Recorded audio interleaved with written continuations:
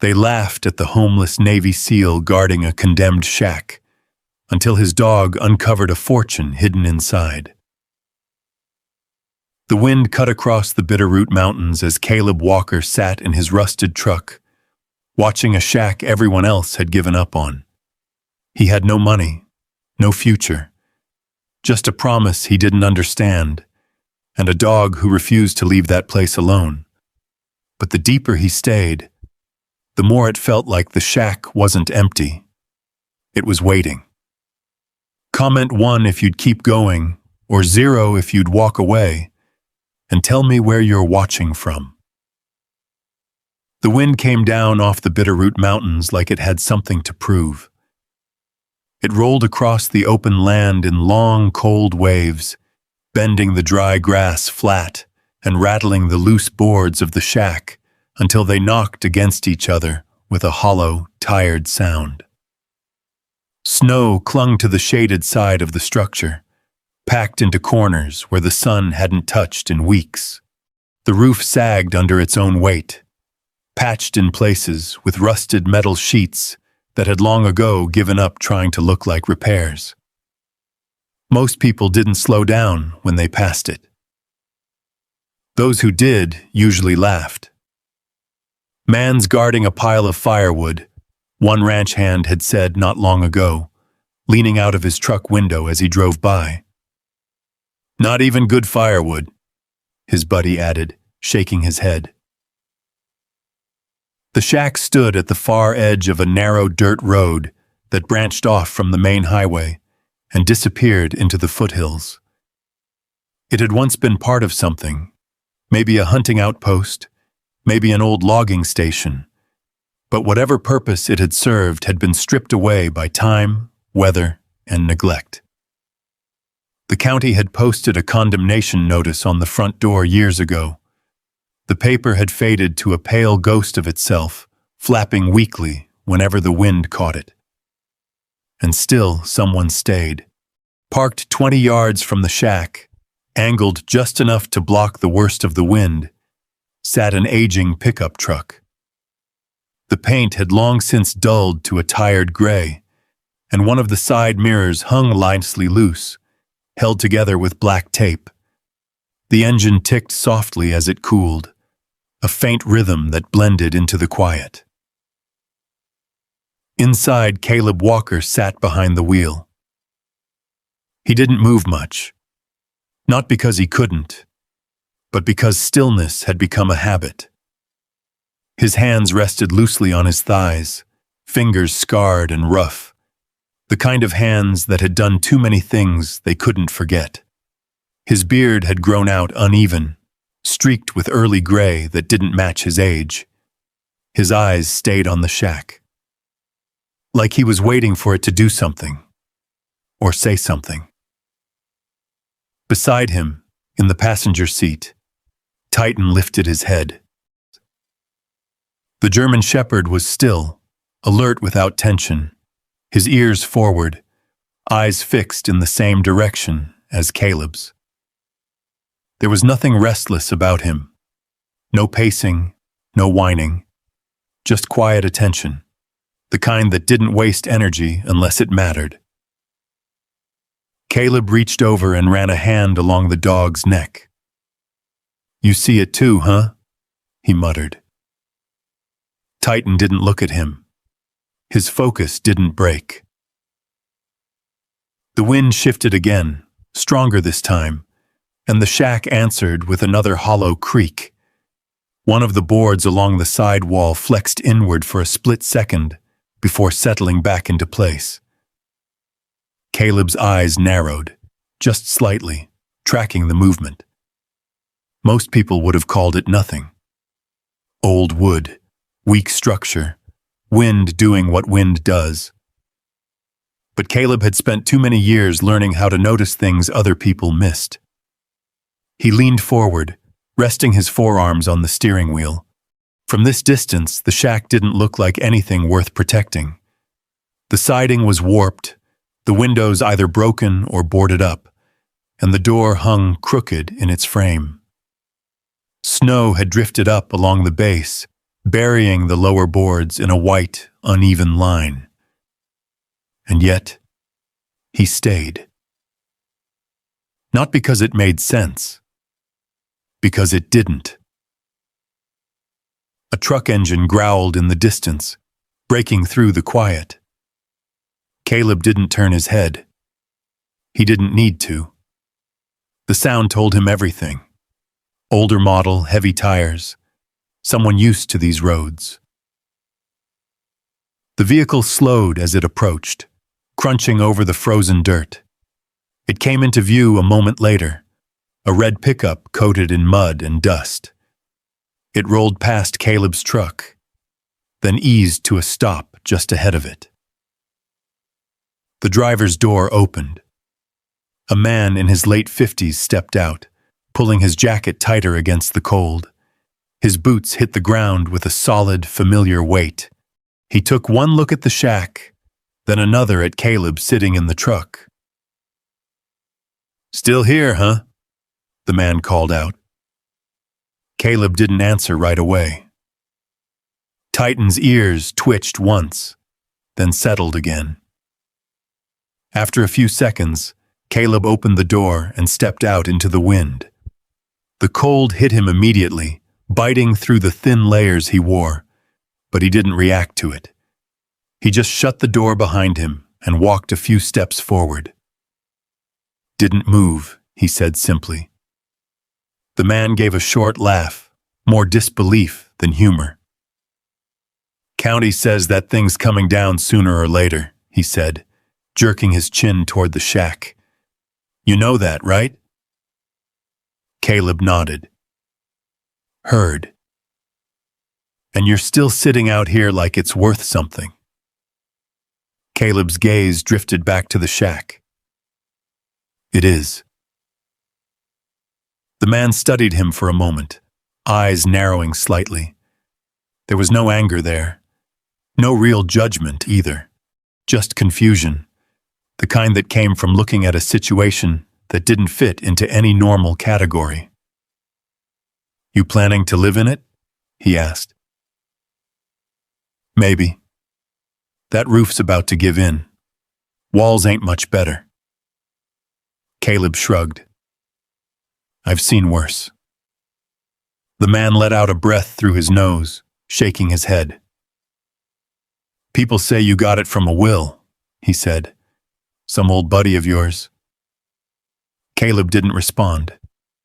"They also say you turned down money for it."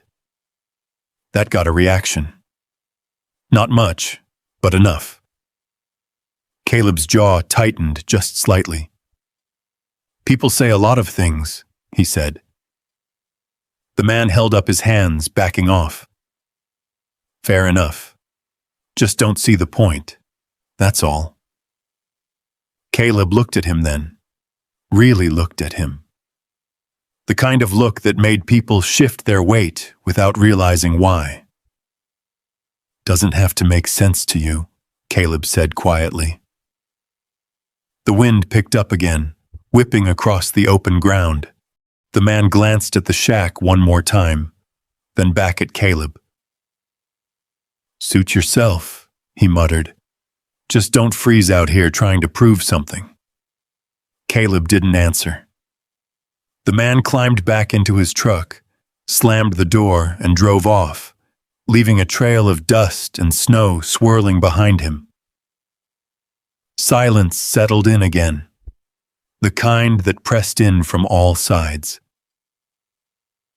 Caleb stood there for a long moment, watching the road until the truck disappeared completely. Then he turned back toward the shack. Titan had already stepped out of the truck.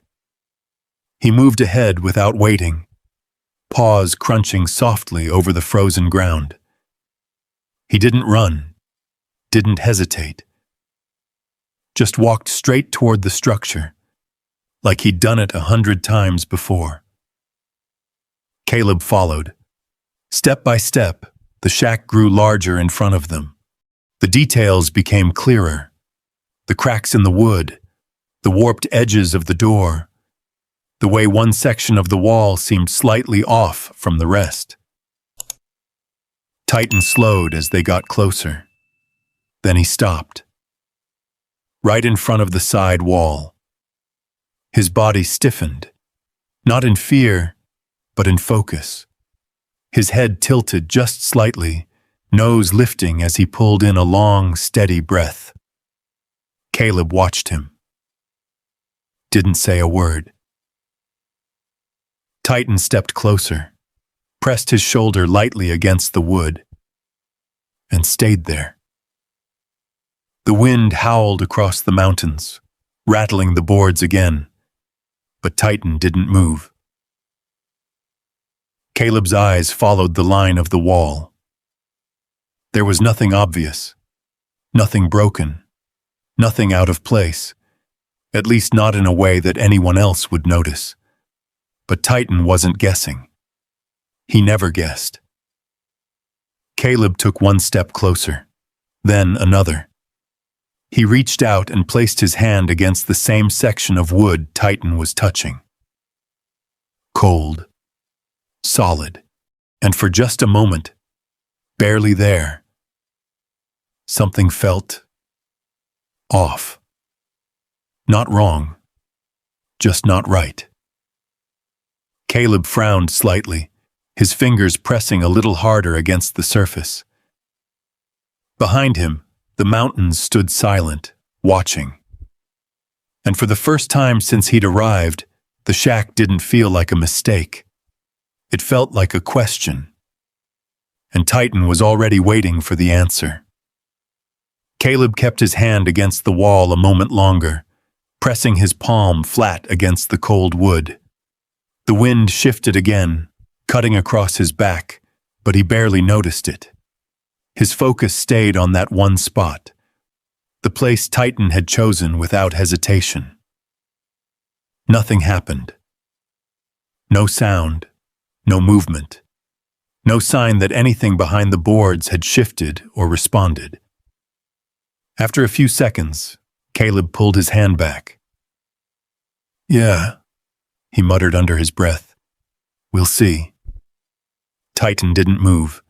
He stayed there, shoulder resting lightly against the wall, eyes fixed forward as if whatever he sensed hadn't gone anywhere.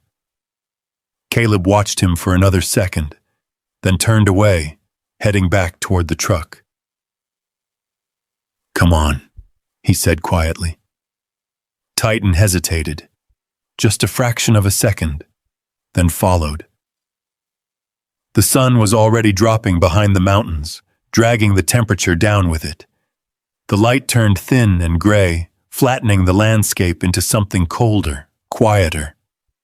Caleb climbed back into the driver's seat and shut the door, sealing out the wind. Inside, the truck smelled faintly of old coffee, worn fabric, and the kind of cold that never quite left. Titan settled back into his spot without a sound. Caleb started the engine. The heater coughed once before pushing out a weak stream of warm air. It wasn't much, but it was enough. He sat there for a while, hands on the wheel, staring at the shack through the windshield. People thought he was holding on to nothing. They weren't entirely wrong. He had nothing left. Not in the way the world counted things. No steady job, no house, no family waiting for him somewhere warm. Just a truck that barely ran, a condemned building no one wanted, and a dog who refused to walk away. The rest had been stripped down piece by piece, some of it in ways he understood, some of it in ways he didn't. He closed his eyes. And just like that, the cold mountain air disappeared. It was replaced by heat dust. The sharp, metallic crack of gunfire echoing off concrete walls. Caleb's breathing changed before he even realized it. Shorter, faster. His hands tightened on the steering wheel as if it were something else, something heavier, something that mattered more. Voices, shouting, overlapping, urgent. Move, move, left side, left! The sound of something collapsing. A pressure wave that hit like a hammer. Caleb's eyes snapped open. The truck was still there. The mountains. The shack. But his chest was tight, like something hadn't let go yet. Titan was already moving. The dog climbed halfway into Caleb's space without hesitation, placing his weight firmly across Caleb's lap and chest. Not pushing, not frantic, just steady, grounded. Caleb didn't fight it. He leaned back slightly, letting the pressure anchor him. His breathing slowed, one controlled inhale at a time, the way he'd been taught long before things had started slipping. "Yeah," he said quietly. "I'm here." Titan stayed exactly where he was until Caleb's grip on the wheel loosened. Then, just as calmly, he shifted back into his seat. No fuss, no noise. Just done.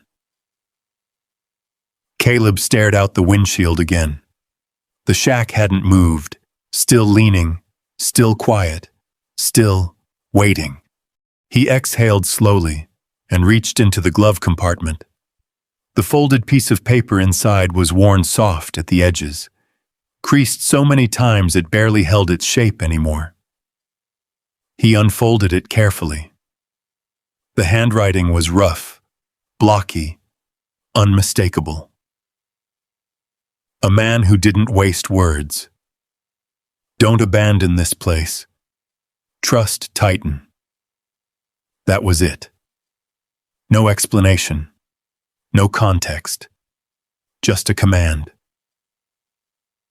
Caleb had read it enough times to know there was nothing else hidden between the lines. No secret message. No second page. Just those 2 sentences, left behind by a man who had never been the type to explain himself.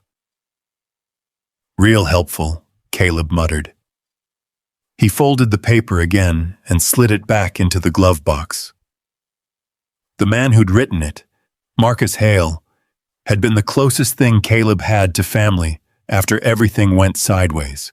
Not by blood, not by obligation, just by the kind of bond that formed when 2 people had seen the same things and kept moving anyway. Marcus had been older, quieter, the kind of man who noticed things before they happened, the kind who didn't leave loose ends, which made the shack even harder to understand. Caleb shifted in his seat, rubbing a hand over his face. "You left me a broken building," he said under his breath, "and a note that doesn't explain anything." Titan's ears twitched. Caleb glanced at him. "Yeah, I know. Trust you." The dog didn't react. He didn't need to.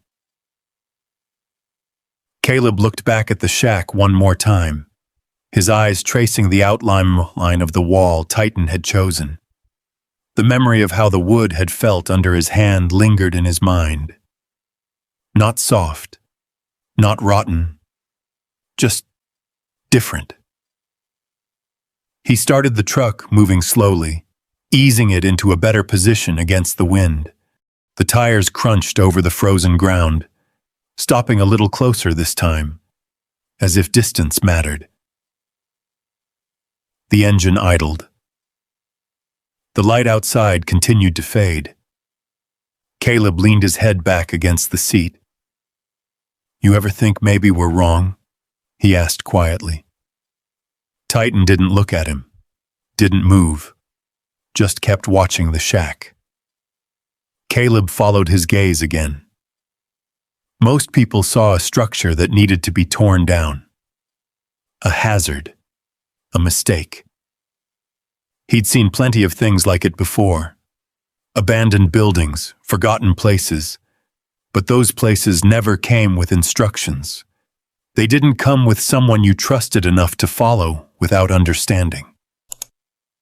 He exhaled slowly. Yeah, he said after a moment. Didn't think so. The temperature dropped another degree as night settled in.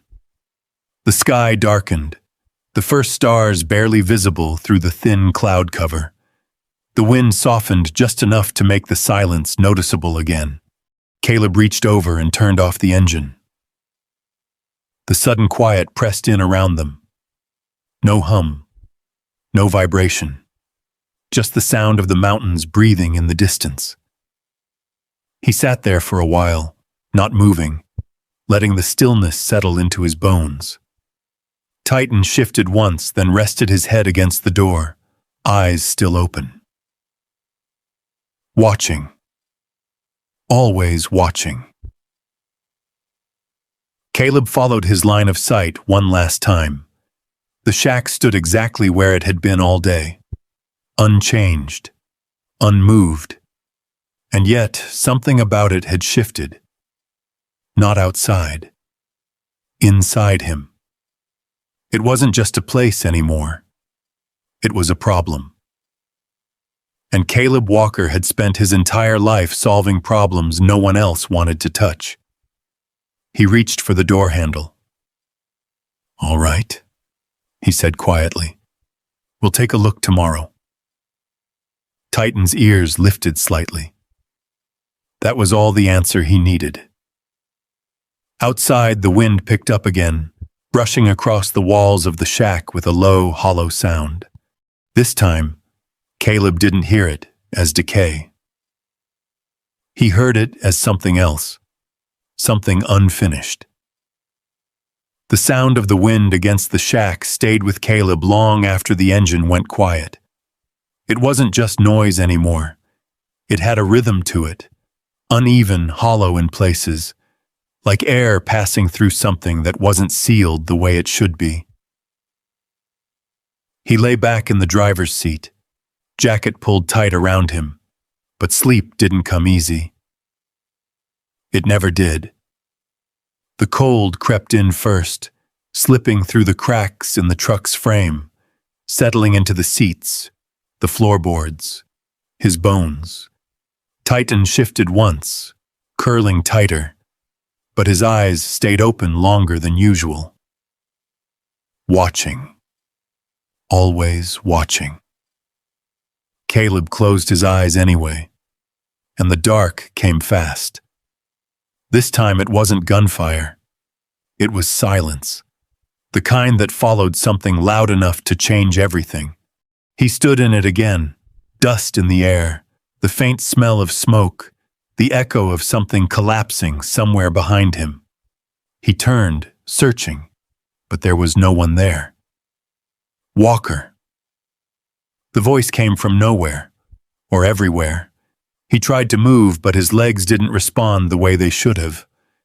The ground felt unstable, like it might give way at any second. "Walker, stay with me." The voice got closer. Then pressure, real, immediate, anchoring. Caleb's eyes snapped open. Titan was already on him. Front paws braced across Caleb's chest, weight firm but controlled. The dog's breathing was steady, slow, deliberate, not panicked, not reactive. Grounding.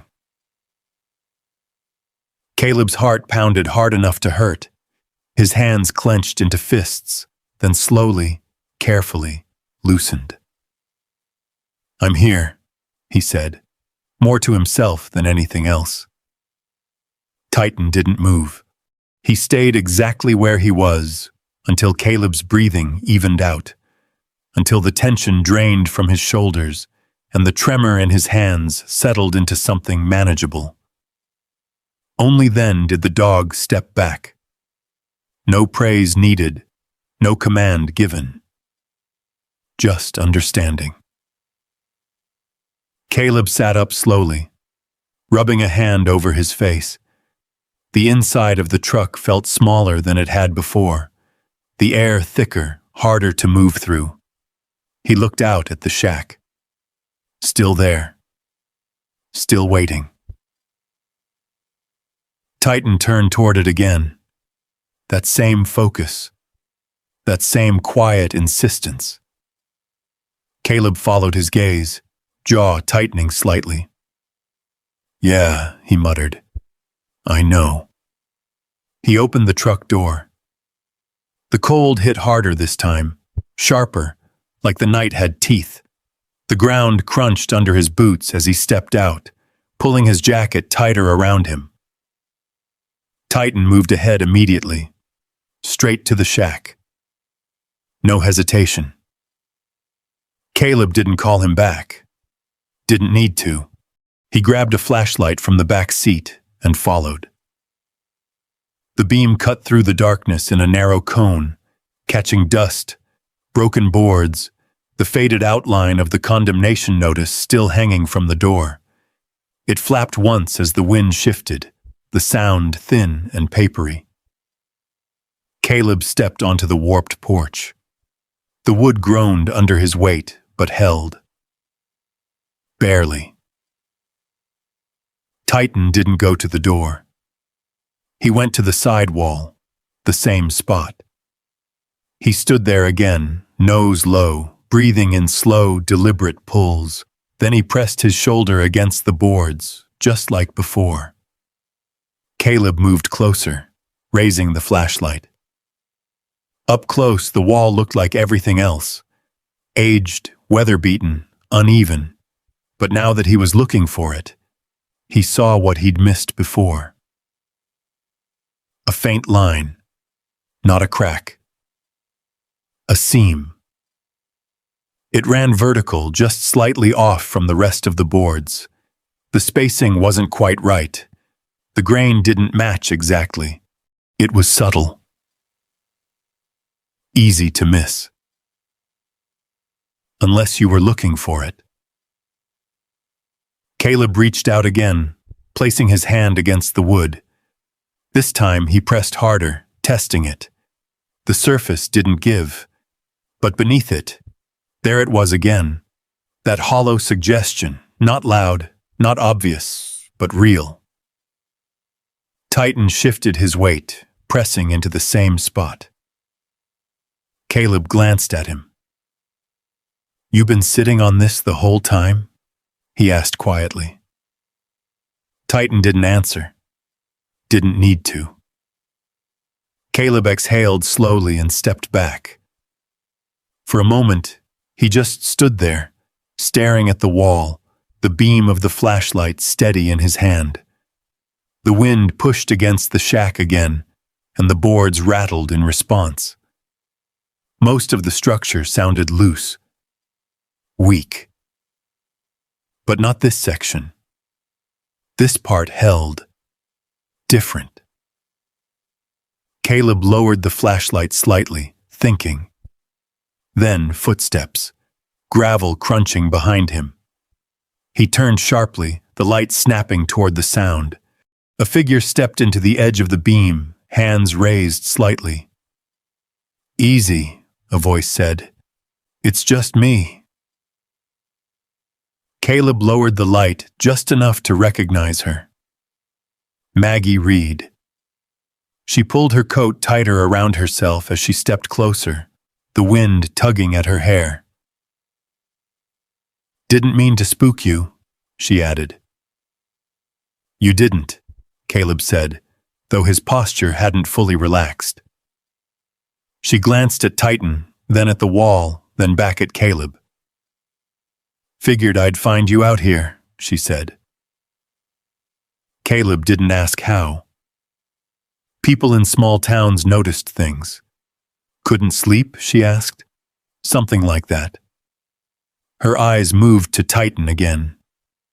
"He's been doing that all week," she said. "Every time I drive past." Caleb frowned slightly. "You've been watching?" Maggie shrugged. Hard not to when a dog looks like he's trying to dig through a wall that doesn't move. She stepped closer, careful where she placed her boots on the uneven ground. "What's in there?" she asked, nodding toward the boards. Caleb shook his head. Don't know yet. She studied the wall for a moment, then looked at him again. Well, she said, dogs don't usually waste energy on nothing. Caleb let that sit. The wind picked up again, pushing cold air between them. Maggie shifted slightly, bracing against it. You got tools? She asked. Caleb hesitated, then nodded toward the truck. Maggie followed his gaze, then back to him. You planning to open it?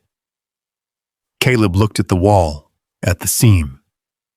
At Titan, still holding his position like it mattered more than anything else. Not tonight, he said finally. Maggie nodded once. Probably smart. She turned slightly, glancing back toward the road.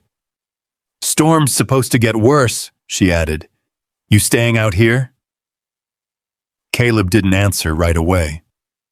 Then, yeah. Maggie studied him for a second longer, like she wanted to say something else, then decided against it. Diner's open in the morning, she said instead, if you make it out. A small pause.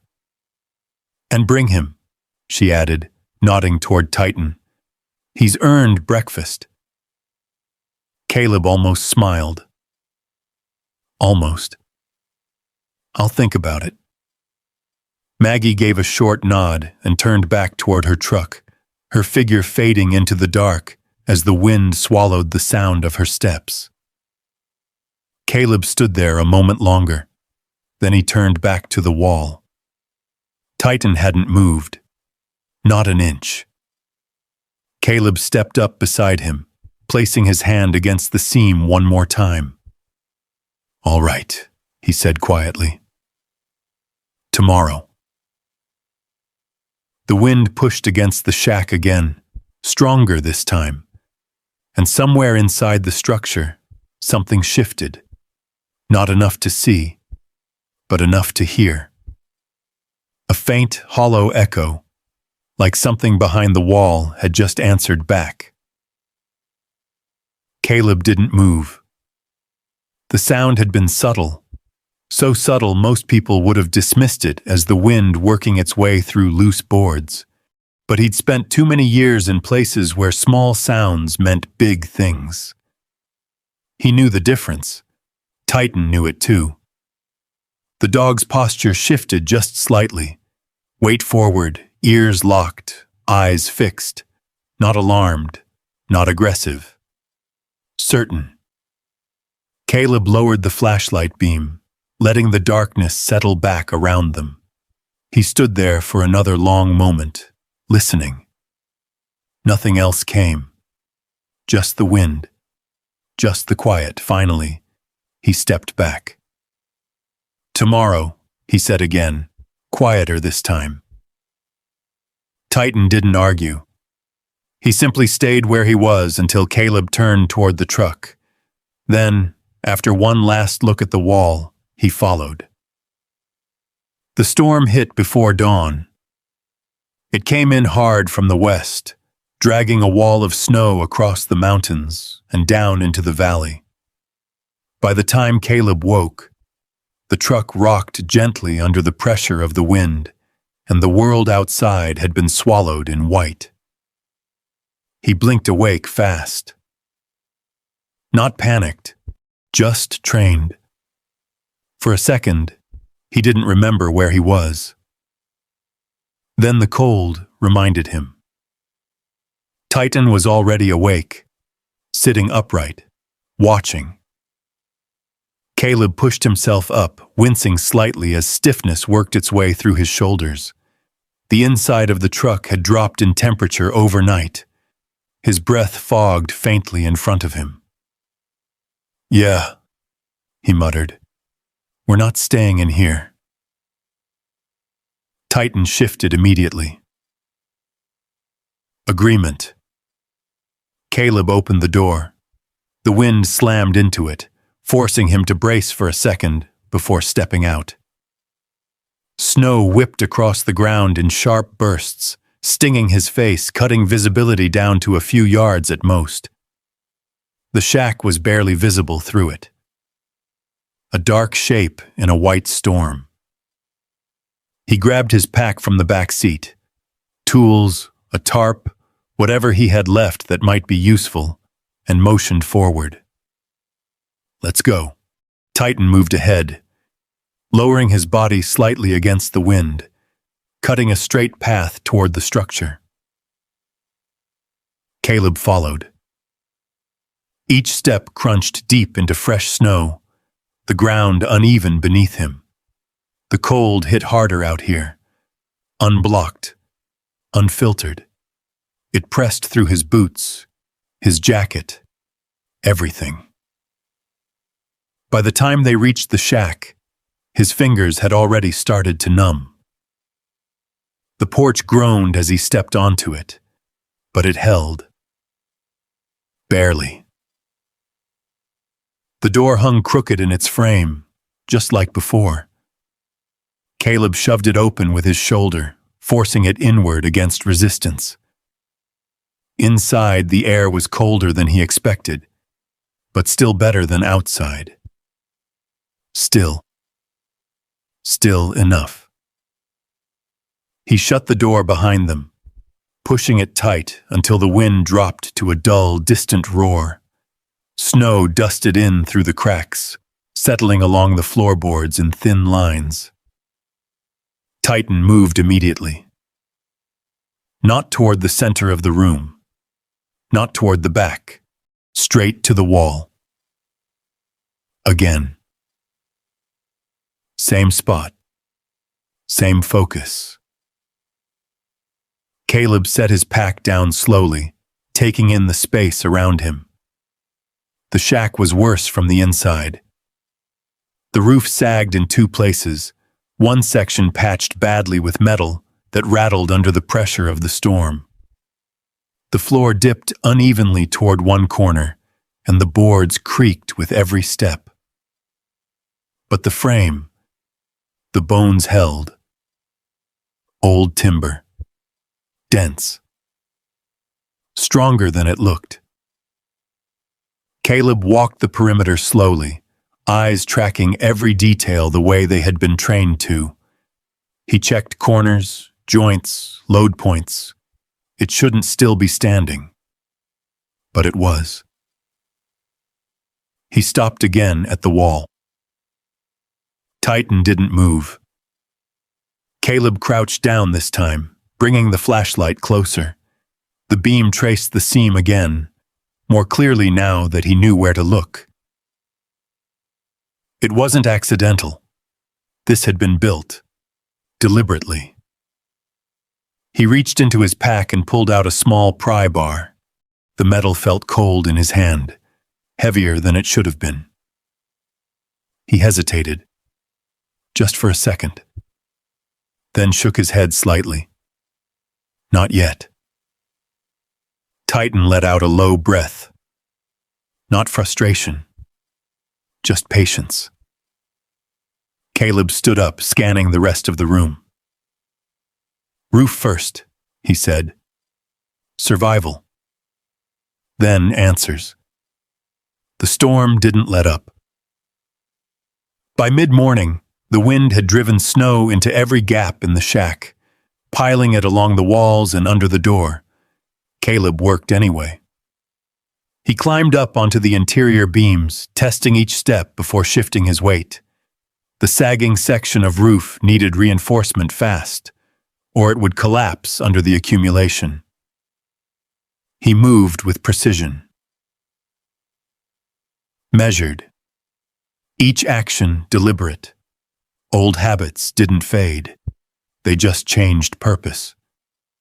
Titan stayed below, pacing only when Caleb moved out of sight, then settling again near the wall, always within a few steps of it. Always watching. Caleb hammered a salvaged board into place, securing it against the worst of the pressure. The metal patch rattled violently as the wind hit it, but it held, for now. His hands worked faster as the cold set in deeper, fingers stiff, grip tightening. But he didn't stop, couldn't. Not if he wanted this place to last the night. By early afternoon, the worst sections were reinforced, not fixed, but stable. Caleb dropped back down to the floor, breathing heavier now, shoulders tight from the effort. The shack groaned around him, but it didn't give. He wiped a hand across his face, leaving a streak of dirt and melted snow across his skin. "Good enough," he said. Titan finally stepped away from the wall. Just a few feet. Enough to come closer. He stopped in front of Caleb, watching him closely, then pressed his head briefly against Caleb's side. A check. Caleb rested a hand on the dog's neck. "Still here," he said. Titan's tail moved once. Then he turned back. Back to the wall. Caleb followed his gaze again. The seam was still there, unchanged, unopened. Waiting. Outside, the storm howled louder, pushing against the structure with renewed force. The entire shack shuddered slightly under the pressure, wood flexing, joints creaking. Caleb stood still in the center of the room. Listening. Feeling. This place shouldn't have survived this long. And yet, it had. Not by accident. Not by chance. Someone had built it to last, and someone had hidden something inside it. Caleb looked down at the pry bar still in his hand, then back at Titan, then at the wall. His jaw tightened slightly. "All right," he said under his breath. The wind roared. The shack groaned. Titan stepped forward. And for the first time since he'd arrived, Caleb Walker realized something that settled deeper than the cold ever could. He wasn't here by coincidence. He'd been sent, and whatever was behind that wall was meant to be found. The thought didn't feel dramatic.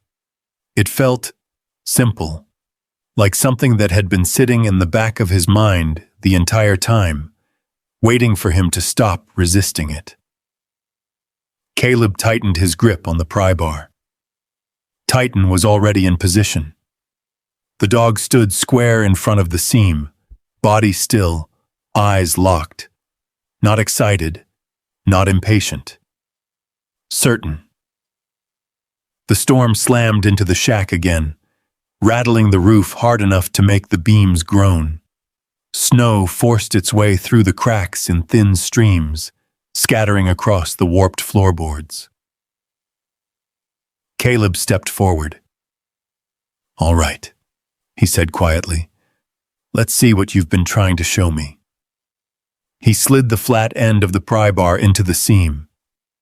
It didn't go in easily. Whoever built this hadn't left gaps. Caleb adjusted his angle, applying steady pressure, not force. He'd learned that the hard way years ago.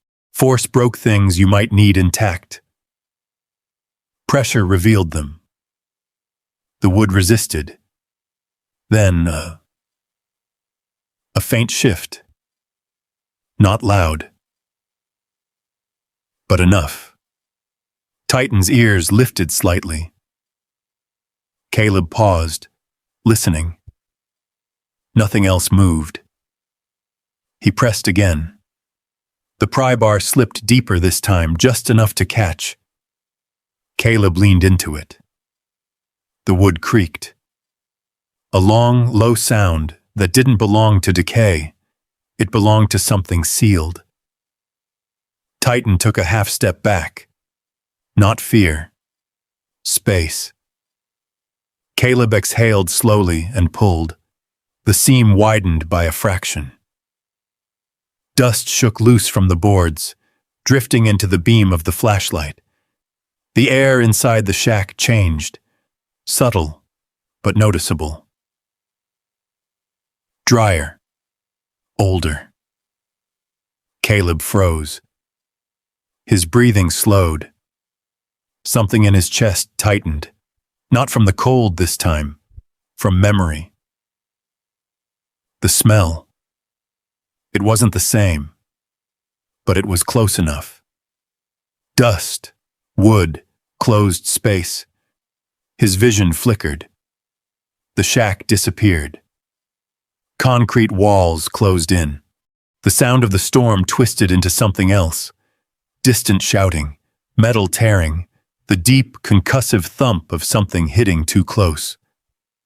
Caleb's grip on the pry bar tightened until his knuckles went white. "Move!" someone shouted. "Walker, move!" He didn't. Couldn't. The air pressed down on him, thick, suffocating. His chest locked, breath caught somewhere it couldn't escape. The wall in front of him, it wasn't wood anymore. It was rubble, trapped, too close, too dark. Titan reacted instantly. He lunged forward, not at the wall, but at Caleb. A sharp bark cut through the noise. Once, twice. Caleb didn't respond.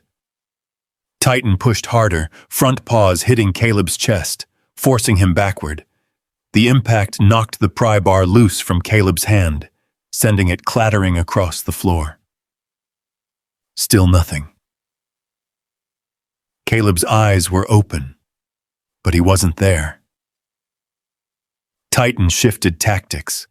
He pressed his full weight into Caleb, grounding him physically, forcing contact, forcing presence. Then he dropped his head under Caleb's chin, pushing upward, breaking the line of sight. Another bark. Closer this time, right in his ear. Caleb flinched, just slightly. Enough. Titan held position. Didn't let up. Caleb's breathing hitched. Once, twice, then dragged in sharply like it had finally broken through something. The shack came back. The storm. The cold. The wall. He stumbled back a step, catching himself against the opposite setut of the room. His chest heaved, air coming in fast, uneven bursts. "I'm here," he rasped. Titan didn't move. Not until Caleb's breathing slowed. Not until the tension in his shoulders eased just enough to tell him it was over. Only then did the dog step back. Caleb bent forward slightly, hands braced on his knees, forcing his breathing into something controlled. In, out. Slow. Steady. The storm roared outside. But inside, the silence returned. He straightened slowly, eyes finding the wall again. The seam was open now. Not wide, but enough. Enough to see darkness behind it. Real darkness. Not shadow space. Caleb wiped a hand across his face, then reached down and picked up the pry bar again. His hands were steadier this time. "Good work," he muttered to Titan. The dog's ears flicked once. Caleb stepped forward again. No hesitation now. He drove the pry bar deeper into the gap and pulled harder. The wood resisted, then gave. With a sharp crack, the panel shifted outward. Dust poured from the edges as the board separated from the frame. The hinges, hidden, internal, groaned under the strain. Caleb stepped back instinctively as the section of wall broke free and swung outward slightly. A rush of cold, stale air hit him. Different from the storm. Older. Sealed. Titan moved forward again, nose lifting, drawing in the scent. Caleb raised the flashlight. The beam cut into the space behind the wall. For a second, nothing made sense. Shapes, dark outlines, stacked, organized. Then his eyes adjusted. Bundles, wrapped in cloth. Rows of them. Carefully placed. Not random, not abandoned. Hidden. Caleb stared at it. Didn't move. Didn't speak. The storm faded into the background. All he could hear was his own breathing. And Titan's. Slow. Steady. Alive. Caleb stepped closer. Reached out. His fingers brushed the nearest bundle. The fabric was dry. Intact. Preserved. Not something that had been forgotten. Something that had been kept. For a long time. Behind him, the shack groaned again under the weight of the storm. But the wall had opened, and whatever had been waiting behind it was finally in the light. Caleb didn't reach in right away. He stood there, the beam of his flashlight steady, but his hand still, as if crossing that last inch of distance meant crossing into something he couldn't step back out of. Titan moved first. Not into the space, but closer to it. His nose lifted, drawing in the scent with slow, deliberate breaths. No growl, no tension, just recognition. Caleb swallowed once, then reached forward. His fingers closed around the nearest bundle. The fabric was stiff with age, but intact, wrapped carefully, tied with a thin strip of leather that had hardened over time. He loosened it slowly, aware of how easily something this old could fall apart. The cloth peeled back in layers. Inside, wood. Smooth. Shaped. Caleb turned it slightly in his hands, the flashlight catching the edges. It wasn't rough carving. It wasn't scrap. It was precise. A figure. Not decorative in the way most people thought of it, but deliberate. Clean lines, balanced weight, the kind of work that took time. And skill. More than that. Purpose. Titan leaned in slightly, sniffing once, then stepping back again. Caleb ran his thumb across the surface. No cracks, no rot, preserved. He frowned. Not junk, he muttered. Not even close. He set the piece down carefully on the floor beside him and reached for another bundle. Same wrapping. Same care. This one opened to reveal a different carving, larger, more detailed. A bird, wings tucked tight, head angled slightly forward, like it was watching something just beyond reach. Caleb tilted it, studying the balance. It felt right. Not too heavy, not too light. Made to sit steady, made to hold position, even in motion. His grip tightened slightly. Something about it stirred a faint memory, not a clear one, not something he could place, but a feeling. Familiar. He set it down beside the first, then reached deeper into the compartment. There were dozens. Maybe more. All wrapped, all preserved, all hidden. And behind them, something else. A flat shape. Different. Caleb shifted the bundles aside just enough to reach it. His fingers brushed worn leather. A journal. He pulled it free carefully, dust falling from its surface in a thin cloud.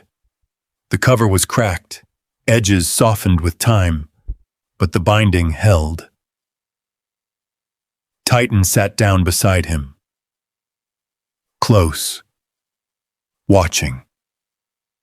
Caleb hesitated only a second before opening it. The first page creaked slightly as it turned.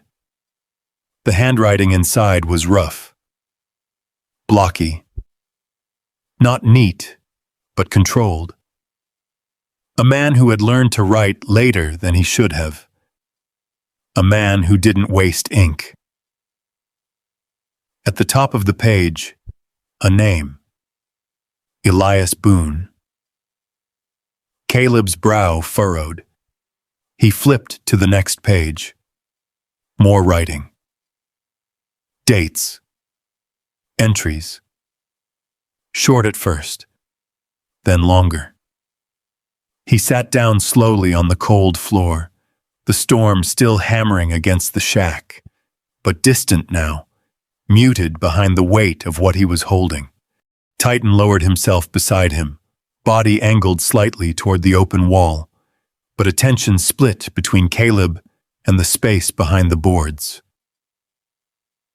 Always aware, always ready, Caleb read. At first, it was just notes.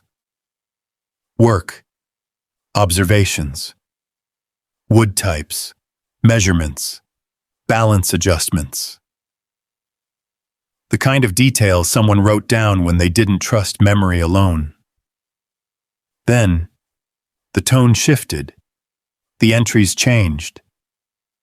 Names appeared. Not random, not listed, documented. Each one tied to a short description. A man who couldn't sleep. A man who drank too much. A man who had nowhere left to go. Caleb's eyes slowed over the words. The storm outside faded further. The shack disappeared. There was only the journal, and the voice behind it. Gave him a place to stay. Let him work. Hands were steady once he stopped shaking. Caleb swallowed, turned the page. Another one came in from the road. Didn't talk much. Didn't need to. Put a blade in his hand and let the work do it. Another page. They don't need fixing. They need direction. Give them something to hold on to. Caleb's grip tightened slightly on the edge of the paper. His eyes moved faster now. Entry after entry. Different names. Different stories. Same pattern. Men arriving broken. Men leaving. Different. Not healed. Not perfect. But standing. Working. Alive. Caleb exhaled slowly. "What is this?" he muttered. Titan's ears lifted slightly. Caleb flipped further. The writing changed again. Less about the work, more about something else. Something beneath it. A line stood out, written darker than the rest, pressed harder into the page. The mission doesn't end just because the war does. Caleb froze. His chest tightened, not from panic this time, but recognition. That wasn't just a sentence. It was a truth. One he knew too well. He turned another page.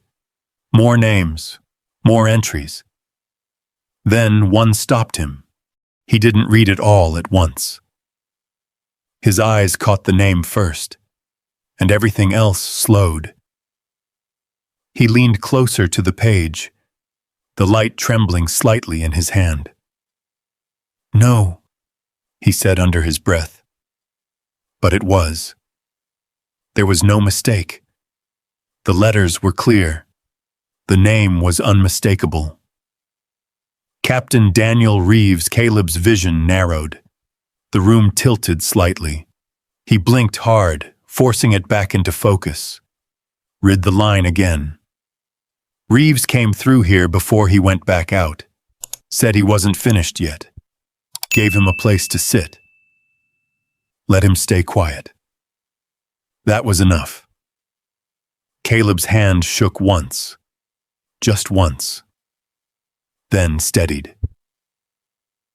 Reeves, his commanding officer. The man who had led them through everything.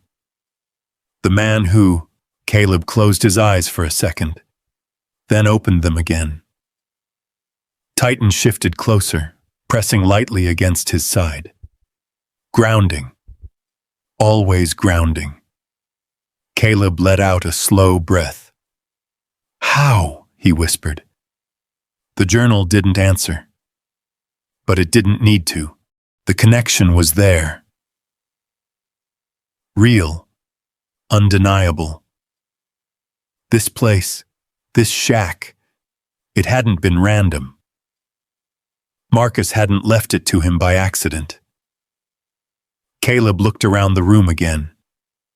At the broken boards, the patched roof, the storm pushing against the walls, then back at the open compartment, the bundles, the carvings, the journal in his hands. This wasn't about money. Not yet. Not in the way people thought. This was something else. Something older. Something deeper. Titan stood, moved back toward the wall, sat down again, guarding. Like he understood what Caleb was only just beginning to see. Caleb closed the journal slowly, resting it against his knee. The storm outside started to ease, the wind dropping just enough to let the structure settle. The shack creaked once, then went still. Caleb stared at the open space behind the wall, at everything that had been hidden there, everything that had waited, for him, for Titan, for this moment. His jaw tightened slightly. "Yeah," he said quietly. "I get it. Not all of it. Not yet. But enough. Enough to know this wasn't the end of something. It was the beginning." Caleb sat there for a long time without moving. The journal rested in his hands, its weight far heavier than paper and leather should have been. The storm outside had softened into a steady, distant whisper, but inside the shack, everything felt still, like the air itself was waiting for him to understand. Titan remained near the open wall, watchful but calm. The urgency was gone. The discovery had been made. Now came the part that mattered. Caleb opened the journal again, this time slower, more deliberate. He wasn't just reading anymore. He was listening. The pages turned one at a time, the rough handwriting guiding him deeper into a life that had unfolded inside these walls long before he ever arrived. Elias Boone hadn't written like a storyteller. There were no dramatic flourishes. No wasted words. Just truth. Unpolished. Unhidden. Entry after entry revealed the same pattern. Men arriving broken in different ways. Some angry, some silent, some barely holding on to anything at all. Boone never described them as weak, never used that word. Instead, he wrote about what they could still do. Hands steady, mind scattered. Doesn't speak but listens. Carries too much, doesn't know how to set it down. Caleb's eyes moved slower with each page. The words weren't just observations. They were recognition. The kind that didn't judge. The kind that understood. He turned another page and found it again. The line. Written cleaner this time. Stronger. The mission never ends. We bring our people home. Caleb read it once, then again. The words settled somewhere deep, deeper than anything he'd let himself think about in a long time. The mission never ends. He leaned back slightly against the wall, the cold wood pressing into his shoulders. For years, he'd tried to convince himself it had. That whatever came after, the drifting, the silence, the nights in the truck, that was just what happened when everything was over. But this said otherwise. Titan shifted, coming to sit beside him again. Caleb rested a hand on the dog's neck, absent-minded at first, then firmer. Grounded. He flipped further into the journal. The entries grew longer, more detailed. Boone had started documenting not just the men who came through, but what happened after, where they went, what they built, what they became. Left with enough skill to trade for work. Didn't need much else. Came back a year later, brought another one with him. Didn't say thank you. Didn't have to. Caleb let out a slow breath. This wasn't charity. It wasn't rescue in the way most people understood it. It was continuation, passing something forward. He turned another page and froze. The handwriting was different here. Not Boone's. Cleaner, more structured, but still familiar. Caleb leaned closer, the light catching the edge of the ink. At the top of the page, written clearly, Daniel Reeves, 2008. Caleb's chest tightened. He read the line beneath it. Stayed 2 nights. Didn't speak much. Didn't need to. Left before sunrise. Carried the same weight I've seen before. He'll make it through. Caleb blinked hard. Reeves hadn't talked about this place. Not once. Not in the field. Not after. Nothing. And yet, he'd been here. Sat where Caleb was sitting now. Read these same pages. Understood something Caleb was only beginning to see. Caleb flipped the page. More names. More entries. Some recent. Much more recent than they should have been. The timeline stretched further than he expected. Boone hadn't been the last one writing in this book. Someone else had taken over. Same structure. Same purpose. Different hand. Caleb's breath slowed. His eyes scanned quickly now, searching, looking for something he wasn't sure he wanted to find. Then, he found it. The handwriting changed again.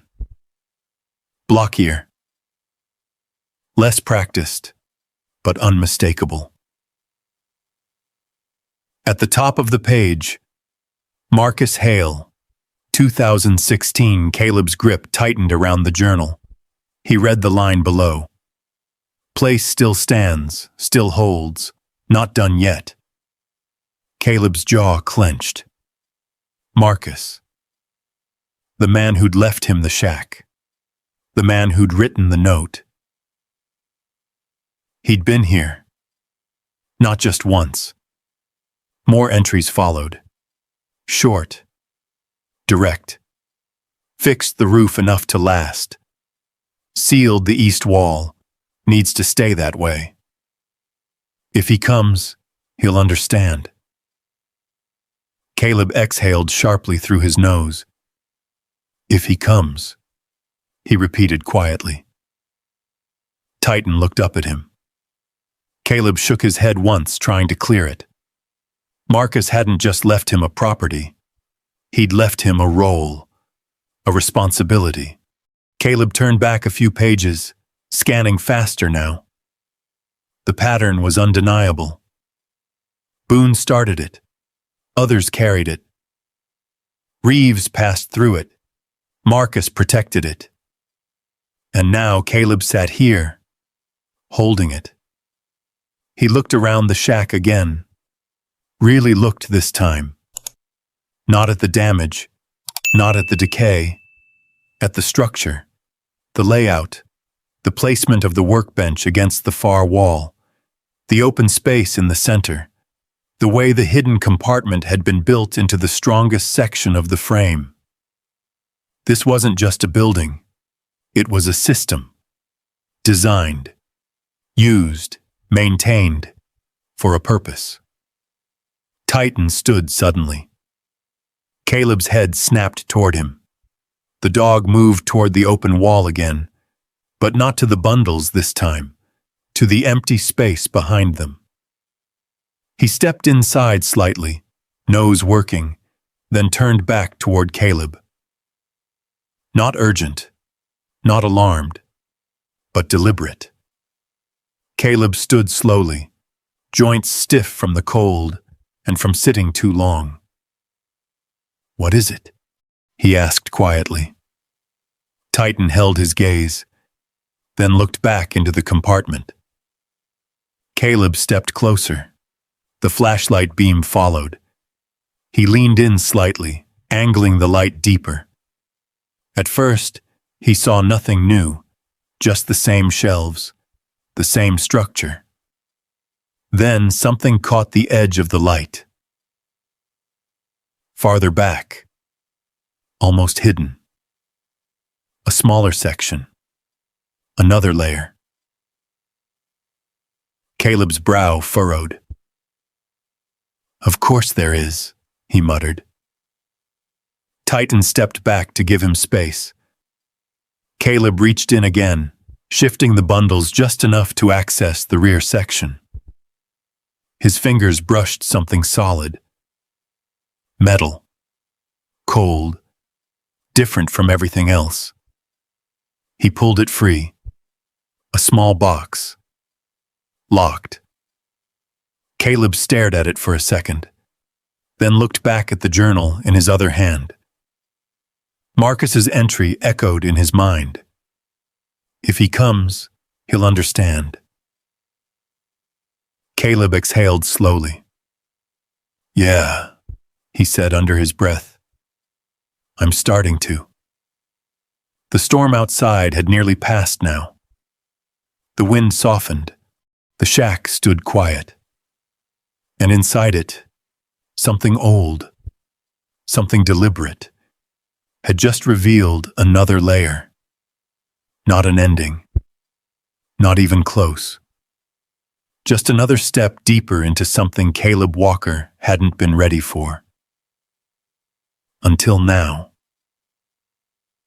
The metal box felt heavier than it looked. Caleb turned it over in his hands, brushing away the thin layer of dust that had settled into its edges. It wasn't large, about the size of a small toolkit, but it was solid, reinforced, built to last. Built to protect something. Titan watched closely, his body angled toward Caleb now instead of the wall. The shift was subtle, but it meant something. The focus was no longer just the structure. It was what had come out of it. Caleb tested the latch. Locked. Of course. He let out a quiet breath through his nose and set the box down carefully beside the journal. The storm had fully passed now, leaving behind a heavy silence that pressed in around the shack. Snow still clung to the edges of the doorway, but the wind had dropped to almost nothing. For the first time since he'd arrived, it was quiet. Real quiet. Caleb stood there for a moment, looking at everything laid out in front of him. The carvings, the journal, the box. He ran a hand across the back of his neck. "All right," he muttered. "Time to figure out what this actually is." By mid-morning, the sky had cleared. Cold blue stretched over the mountains, sunlight cutting across the snow in sharp, clean lines. The world looked different after a storm, washed out, quieter, like everything had been reset. Caleb loaded a few of the wrapped carvings into his pack. Not all. Just enough. The journal went in too. The metal box stayed behind, for now. Titan followed him out of the shack, pausing once at the doorway to look back. Then he turned and moved on. They reached the truck, and Caleb managed to get it started after a few rough attempts.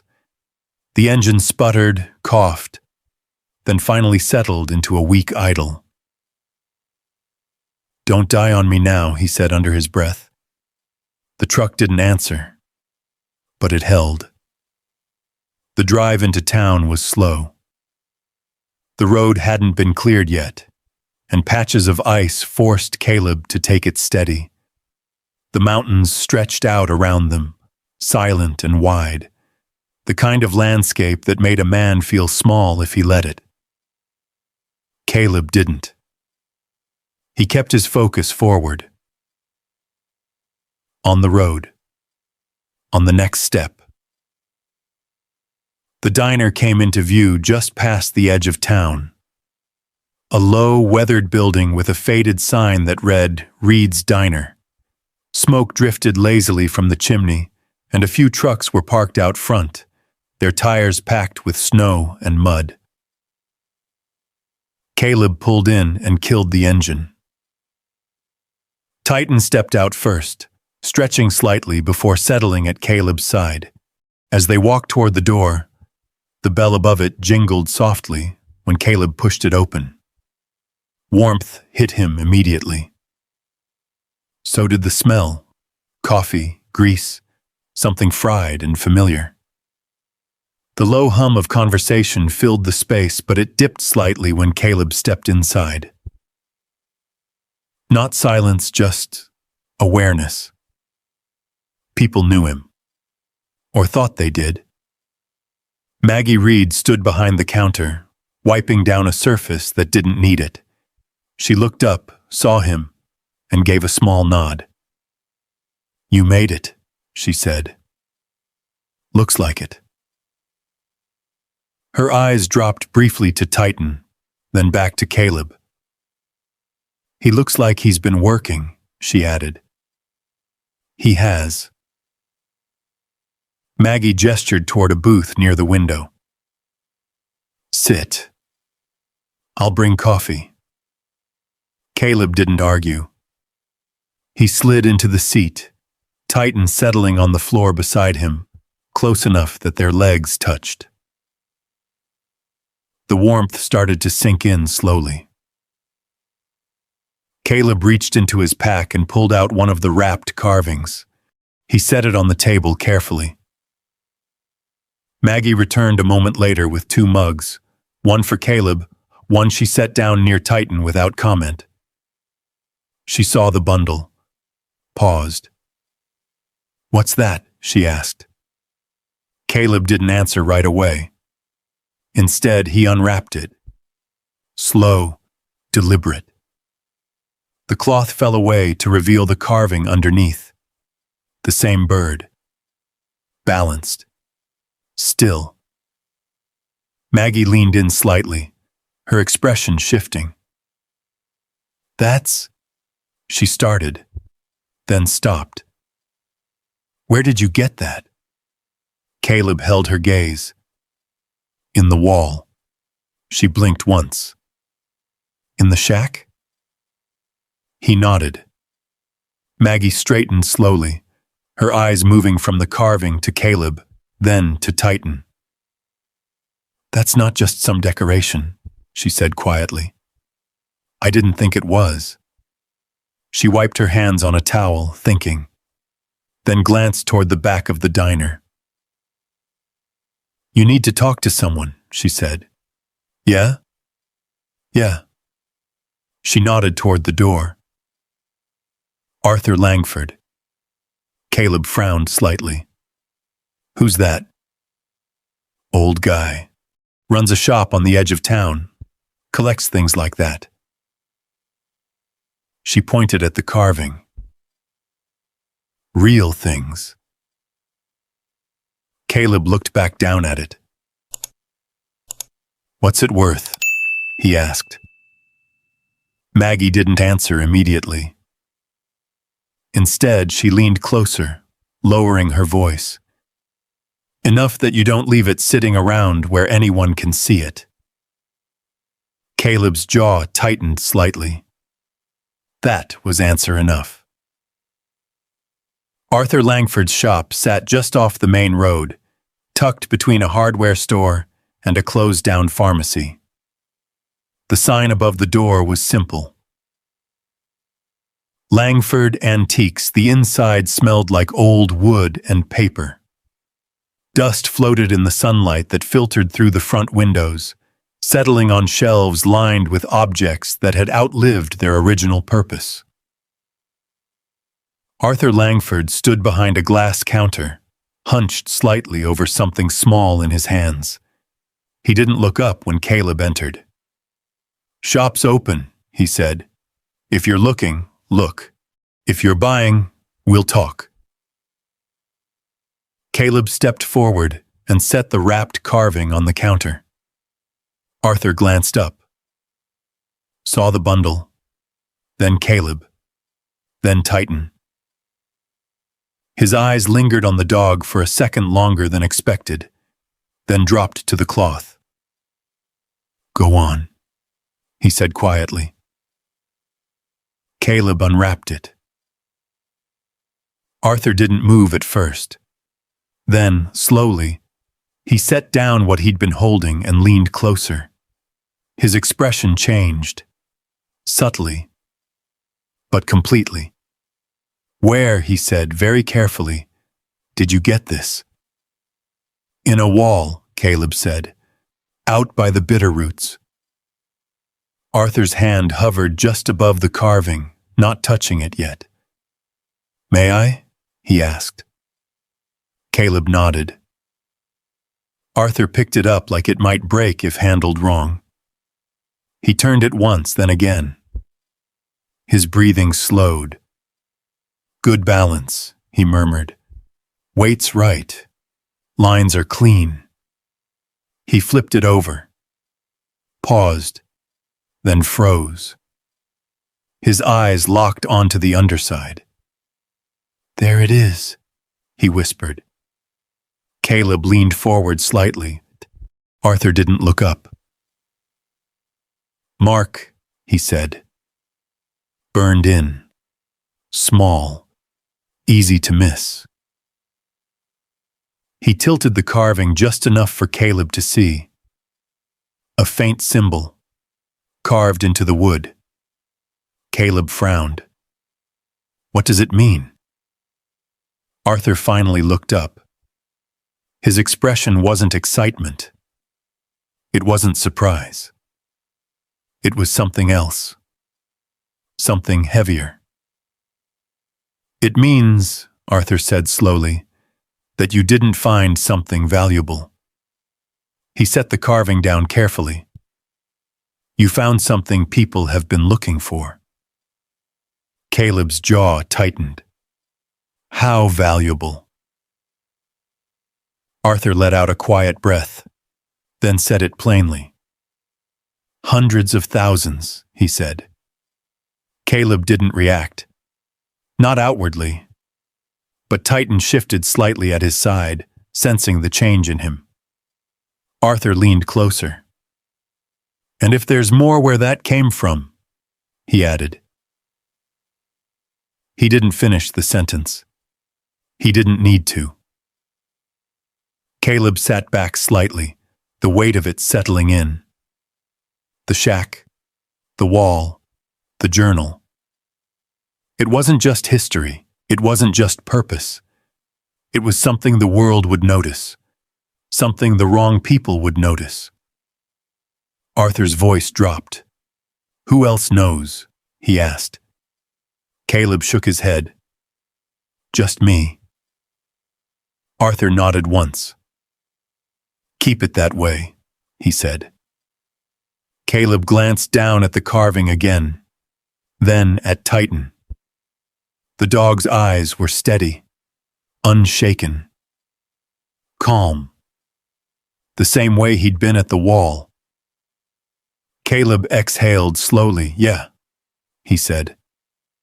But something in his tone had changed, because now it wasn't just a discovery. It was a problem. And problems always attracted attention.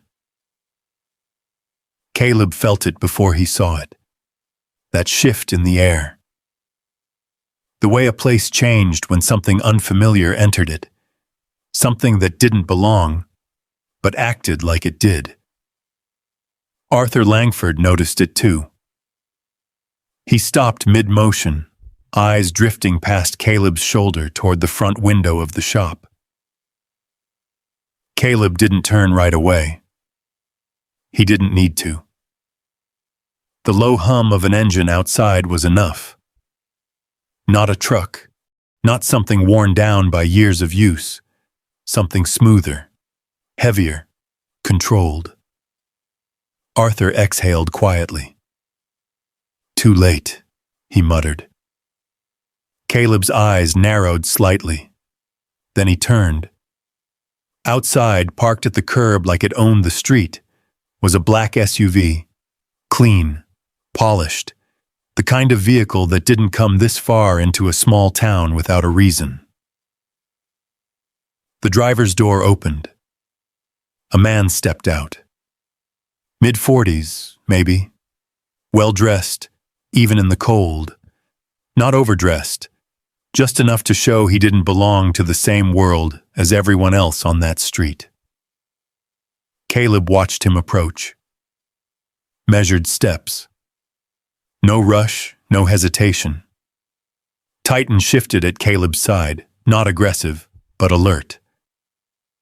The bell above the shop door rang softly as it opened. The man stepped inside, brushing a bit of snow from his coat, as if the weather itself was a minor inconvenience. He smiled. Not wide, not fake, practiced. "Afternoon," he said. Arthur didn't respond. Caleb didn't either. The man's eyes moved between them, then settled briefly on Titan. There was a flicker there. Recognition or caution, hard to tell. Then his attention returned to Caleb. "You must be Caleb Walker," he said. It wasn't a question. Caleb didn't react. The man nodded once, like that confirmed something. "Victor Hale," he said, extending a hand. Caleb didn't take it. Victor didn't seem bothered. He lowered his hand smoothly and turned slightly toward the counter. "And that," he added, nodding toward the carving, "is what I came to see." Arthur stepped forward slightly, placing himself between Victor and the object without making it obvious. "Shop's not open for private viewing," Arthur said flatly. Victor smiled again. "I'm not here as a customer," he replied. His eyes returned to Caleb. "I'm here as an opportunity." Caleb's jaw tightened just slightly.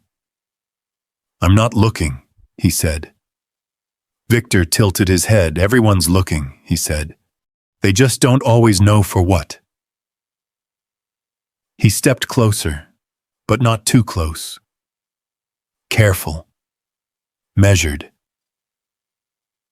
"You found something out there," Victor continued. "Something valuable." Caleb didn't respond. Victor's smile thinned just a fraction. "Word travels," he said, "even in places that pretend it doesn't." Titan shifted again, placing himself just slightly forward of Caleb's leg. Not blocking. Positioning. Victor's eyes flicked down to the dog. then back up. Smart enough not to comment. Let's not make this complicated, Victor said, his tone softening. You have something rare. Something that doesn't belong sitting in a condemned shack in the mountains. Caleb's eyes hardened. It belongs where it is, he said. Victor nodded slowly. I understand the sentiment, he said, but sentiment doesn't pay for much. He reached into his coat pocket and pulled out a folded document, set it on the counter, pushed it forward just enough. That does, he said. Arthur didn't touch it. Caleb didn't look at it. Victor leaned in slightly. A clean offer, he continued. Cash, immediate, no complications, no middlemen. Caleb finally glanced down. Didn't pick it up. Didn't need to. The number was visible. Large enough to matter. Large enough to change things. For most people. Caleb looked back up. I said, I'm not looking, he repeated. Victor held his gaze. The silence stretched. Then Victor exhaled softly, as if adjusting his approach. Let me rephrase, he said. You may not be looking, but others will be. He tapped the paper lightly. Property like that, items like these, they don't stay hidden forever. Caleb didn't move. Victor's voice dropped just slightly, and when they surface, questions follow. Arthur's expression tightened. Victor continued, calm and controlled. Ownership, provenance, legal standing, all very messy things if they're not handled properly. Titan's ears lifted, not at the words, at the tone. Caleb's eyes narrowed. You threatening me? He asked. Victor shook his head immediately. No, he said smoothly. I'm offering clarity. He straightened, adjusting his coat. I'd hate to see something valuable get tied up in disputes, or worse, lost in them. The air in the room shifted, heavier. Caleb stepped forward. Just one step. Enough. Then you should probably leave, he said quietly. Victor studied him. Really studied him now. Not the surface, the structure underneath. Then he nodded once. Fair enough, he said. He reached out, picked up the document, and folded it again. Slid it back into his coat. This isn't over, he added, not as a threat, as a statement. He turned toward the door. Paused. Looked back once. At least consider the offer, he said, before someone else forces a less favorable one. Then he stepped out into the cold. The door closed behind him. The bell rang once, and the room went quiet again. Arthur let out a slow breath. Damn, he muttered. Caleb didn't move, didn't speak. Titan remained still, but the tension in his posture hadn't fully eased. Who is he? Caleb asked. Arthur shook his head. Not the kind of man you want interested in what you have, he said. Collector, investor, middleman. Depends on who you ask. Caleb nodded once. Yeah, he said. He already knew the type. Arthur leaned forward slightly. You need to be careful, he said. This isn't just about money anymore. Caleb looked down at the carving, then back toward the door Victor had just walked through. Wasn't ever about money, he said quietly. Arthur studied him for a moment, then nodded. Maybe not for you, he said. He gestured toward the outside world. But for them. He didn't finish the sentence. Didn't need to. Caleb reached out, rewrapped the carving carefully, his movements slower now, more deliberate. He slid it back into his pack. Titan stayed close, watching. Always watching. As Caleb turned toward the door, one thought settled clearly into place. The shack had been hidden, protected, for a reason. And now, that protection was gone. Whatever came next wouldn't stay quiet. Caleb felt it all the way back up the mountain.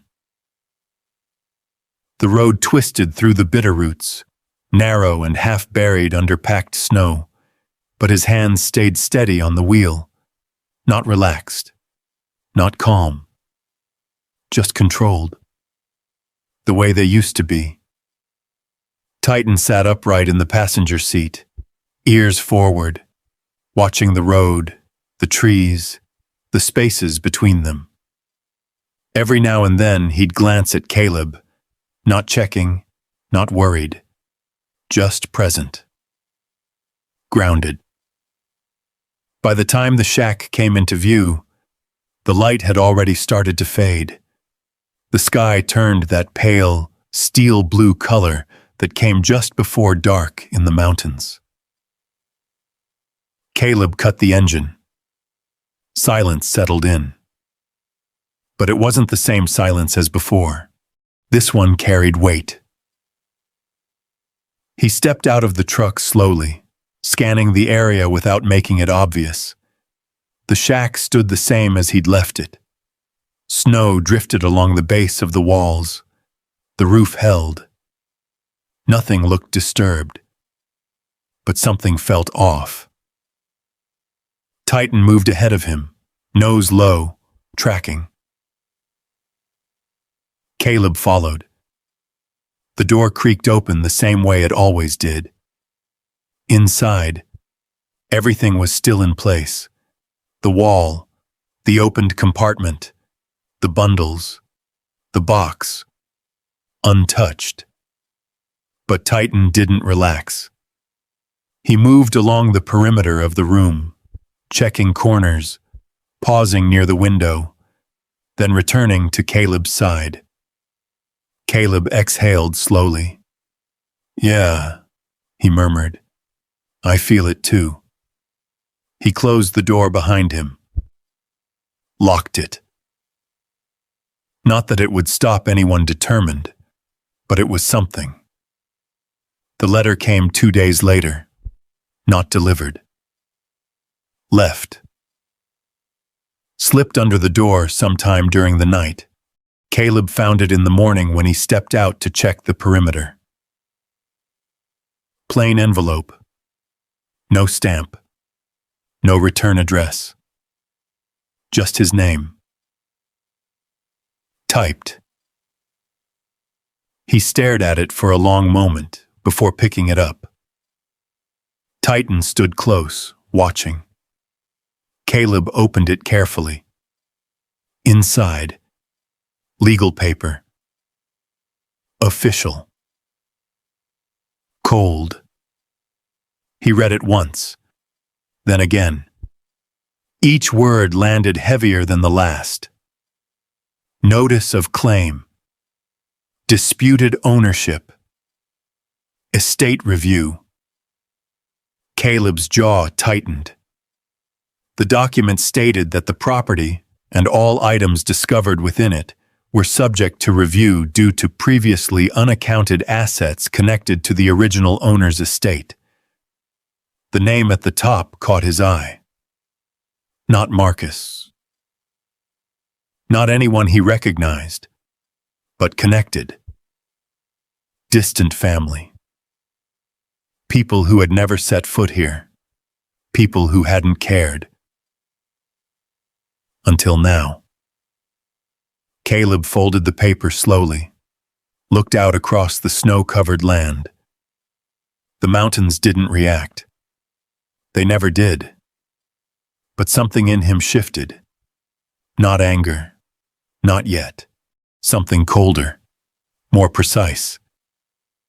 Titan nudged his hand. Caleb glanced down at him. "Yeah," he said quietly. "Figures." Maggie read the letter without speaking. Her diner was quieter than usual that morning. Snow kept most people home, leaving only a few regulars scattered across the booths. Caleb sat across from her, the paper laid out between them. "What does it mean?" she asked finally. "It means they think they can take it," Caleb replied. Maggie frowned. "Can they?" Caleb shook his head slightly. "Don't know yet." She slid the paper back toward him. "You need a lawyer," she said. Caleb let out a breath that almost sounded like a laugh. "With what money?" Maggie held his gaze. "With the kind of problem you've got now," she said. "You find a way." Titan rested his head against Caleb's knee. Steady. Present. Caleb nodded once. "Yeah," he said. Rachel Dunn's office wasn't much to look at. Second floor of an old brick building near the courthouse. Narrow hallway, faded carpet, a single brass plate on the door. R. Dunn. Attorney at law. Caleb knocked once. "Come in," a voice called. Inside, the office was simple. Desk, 2 chairs, files stacked neatly along one wall. No decorations. Rachel Dunn sat behind the desk, reading something. She looked up. Her eyes moved quickly. Caleb, his posture, the way he stood, the dog beside him. Then the envelope in his hand. "Close the door," she said. Caleb did. Titan moved in and settled near the wall, watching. Rachel leaned back slightly. "Let me guess," she said. "Someone just discovered something you've had for a while." Caleb placed the letter on her desk. "Something like that." She read it. Didn't rush. Didn't react. When she finished, she set it down. "They don't have a case," she said. Caleb didn't relax. "But?" he asked. Rachel gave a small nod. "But they don't need one," she replied. "Not a good one." She leaned forward slightly. "This kind of claim, it's pressure. They're betting you don't have the time, the money, or the patience to fight it." Caleb crossed his arms. "They're wrong."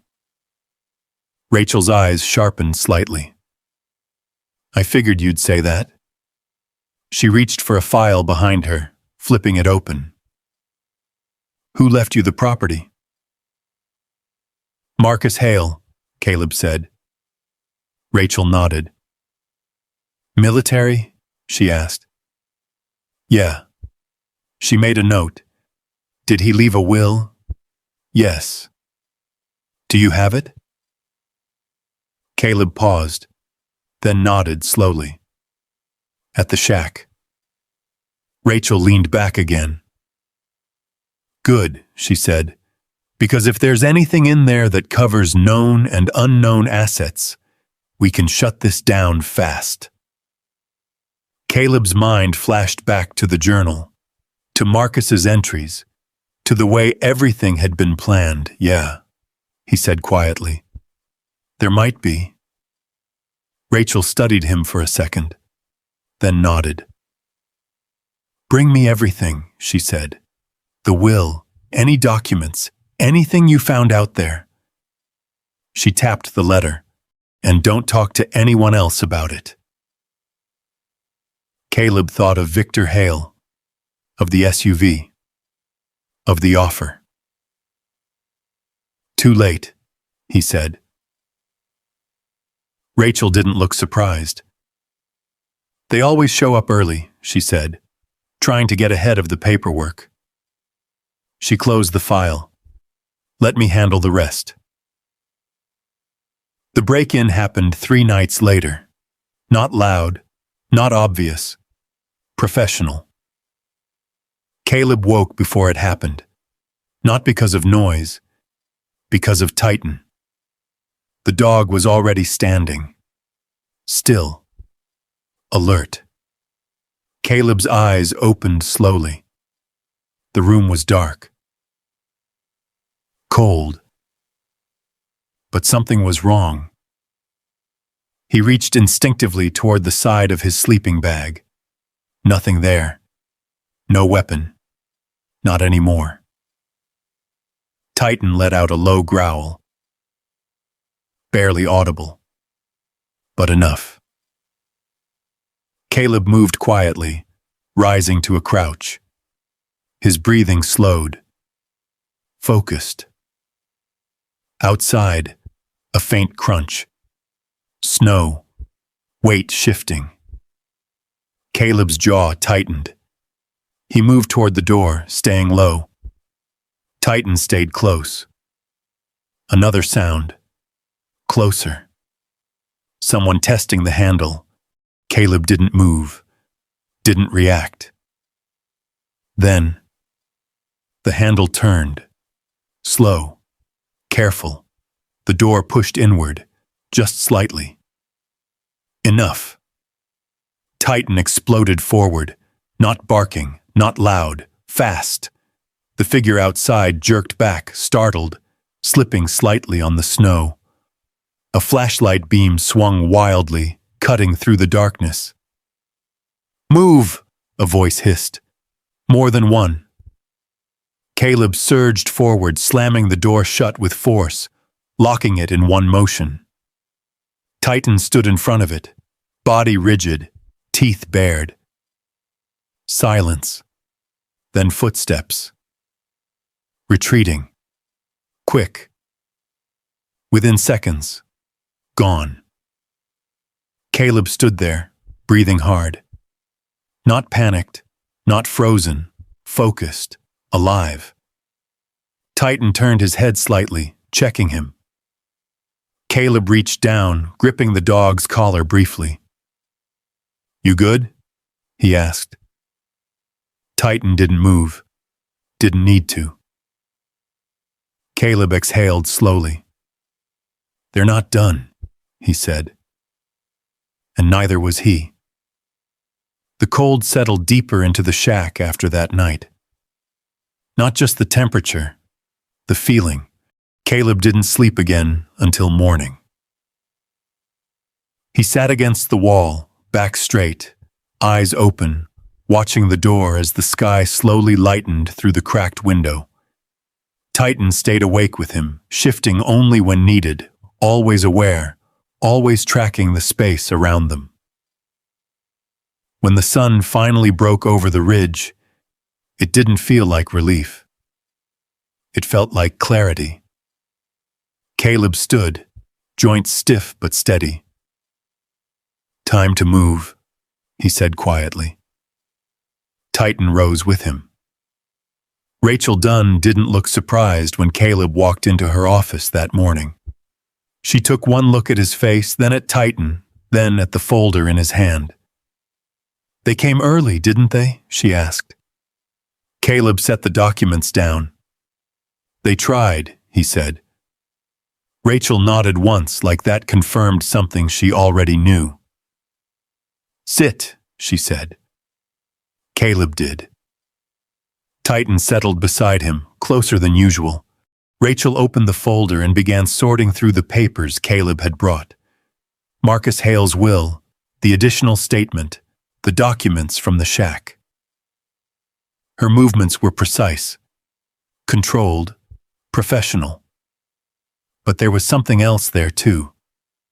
Recognition. She stopped at one page, read it once, then again, then leaned back slightly. "Well," she said quietly, "that's about as clear as it gets." Caleb watched her. "What is it?" he asked. Rachel slid the paper across the desk. Caleb picked it up. He'd seen it before, but not like this, not with someone else interpreting it. Marcus Hale's statement. Short, direct, legal. All contents of the property, known and unknown, discovered or undiscovered, are to remain under sole ownership of Caleb Walker. No division, no reassignment, no contest. Caleb read it slowly. Each word landed differently now. More solid. More final. Rachel tapped the paper lightly. "He knew," she said.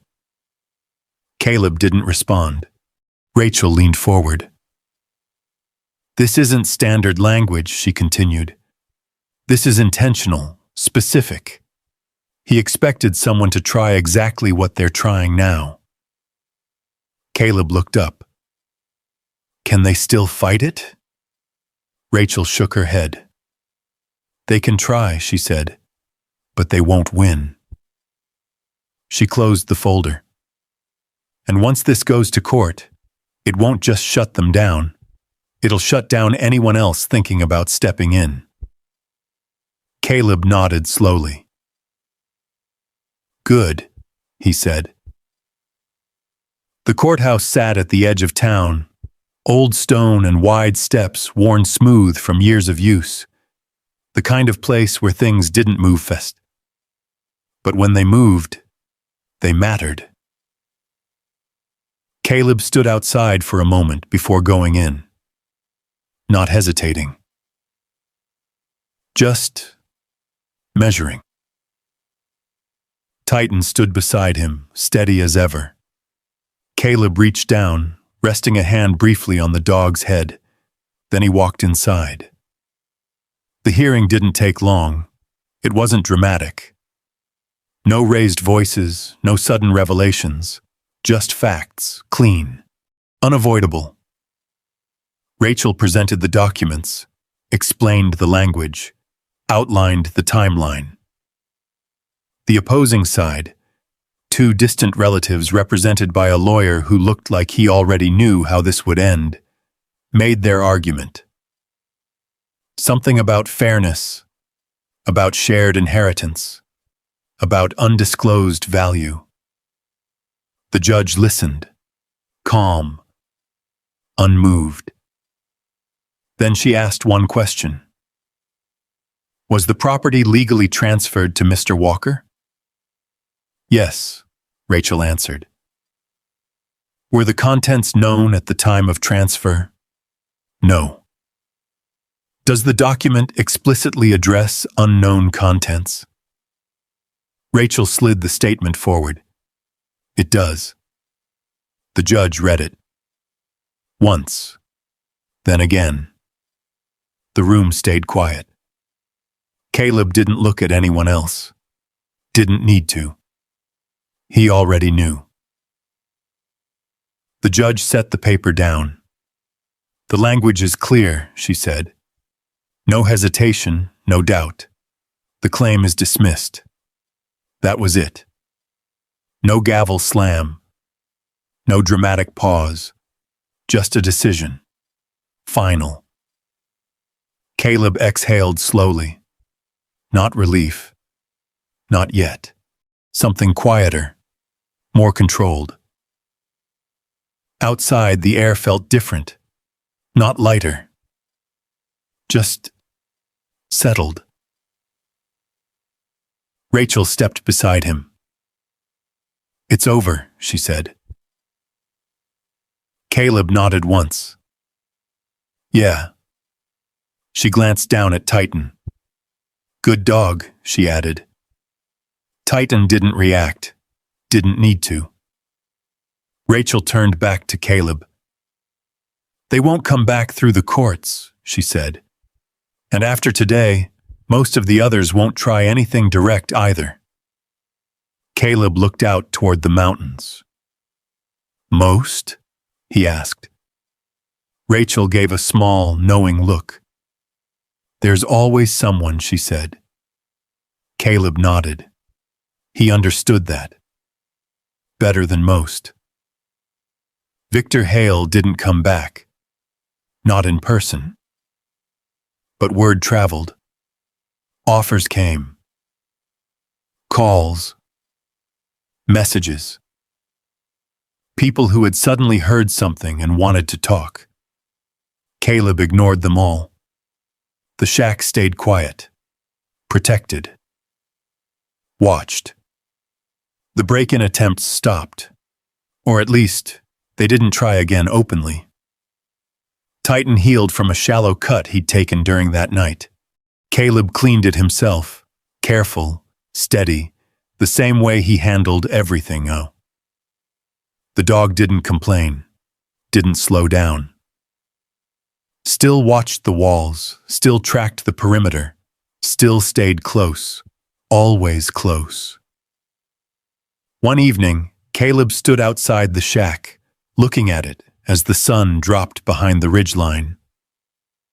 The snow had started to melt. Water ran in thin lines down the slope, cutting through the frozen ground. The shack didn't look like much, still leaning, still worn. But now, it felt different. Not abandoned, not forgotten.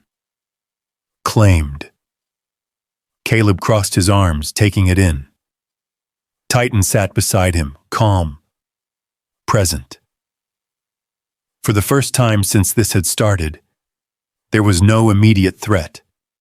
No pressure, no countdown, just space. Space to decide what came next. Caleb exhaled slowly. "All right," he said. Not to Titan, not to anyone, just to the moment. Then he turned and walked back inside. Because whatever came next was his to choose. Spring came slowly to the Bitterroot Mountains. Not all at once, not in some clean, sudden shift. It arrived in small changes, patches of snow thinning along the edges of the road, water dripping steadily from the shack's roof, the ground softening just enough to leave footprints where before there had been only ice. Caleb noticed all of it, not because he was looking for it, because he was still there to see it. The shack stood stronger now. Not new, not polished, but repaired. The roof no longer leaked. The worst of the boards had been reinforced. The door hung straight.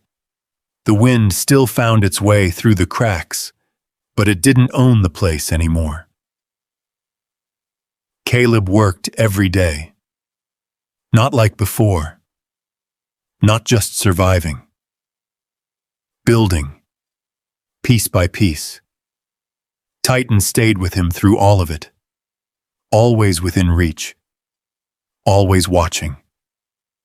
Sometimes lying in the doorway, eyes half closed but alert to every sound.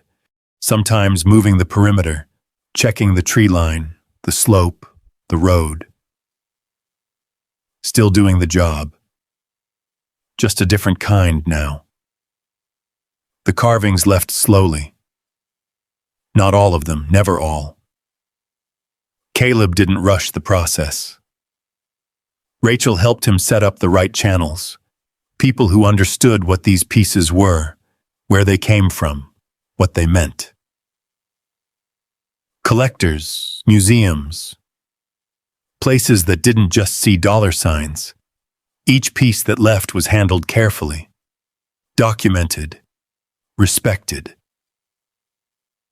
Caleb watched every exchange, not because he didn't trust the process, because he needed to understand it. The money came in quietly. No headlines, no noise, just numbers on paper. Enough to change things. Enough to stabilize something that had never been stable before. But Caleb didn't change where he slept. Didn't leave the shack.